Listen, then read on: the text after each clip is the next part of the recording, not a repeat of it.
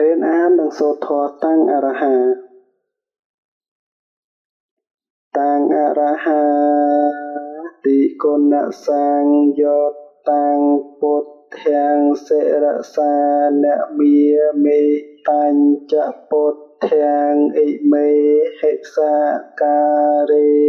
អភិពោជយាមិតាំងអរហា